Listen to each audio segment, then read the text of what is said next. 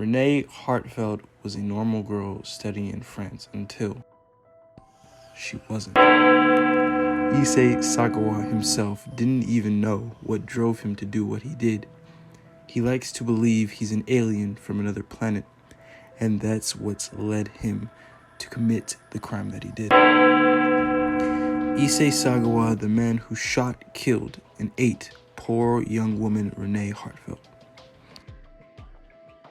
Issei Sagawa, born in Kobe, Japan, on April 26, 1949, was a premature baby and has been weak his whole life.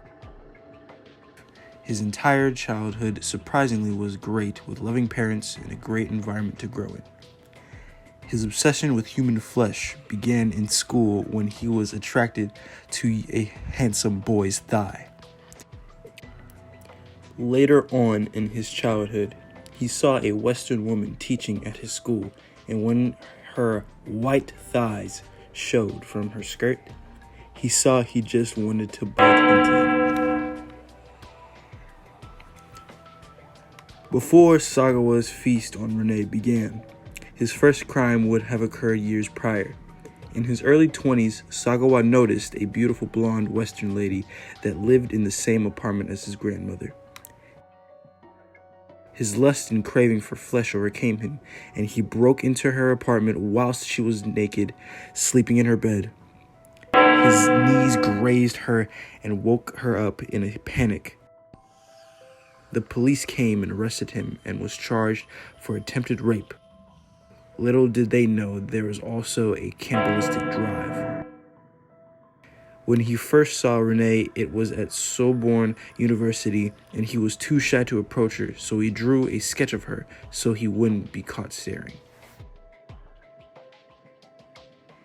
He eventually built up enough courage and invited her over by telling her that his professor wanted some German poetry recorded that was the pretext. Renee didn't suspect a thing as she went to read the script. Issei reached for his gun while she was reading and nervously pulled the trigger. He then undressed her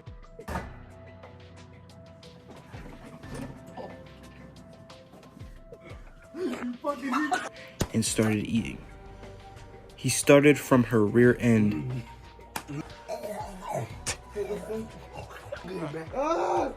He then dismembered the body and put the parts in Ziploc bags in the fridge. That was only the start. Now we pick up in Greece, where he took the remains of Renee in 2 suitcases. Go. Once he got there, he stopped to enjoy the sunset on a lake, but a man opened his suitcase and started yelling out, "Murder, murder, murder," to a woman up the hill. Issei, however, slipped away in the chaos, but was caught 4 days later. He stated that he felt relieved when he was arrested because now he could communicate to people. He was interrogated by 3 psychiatrists and deemed insane. He was sent to a criminal psychiatric ward. Before they could start treating him, the French public grew mad at Issei being kept at their expense. So, Issei had to be deported back to Japan.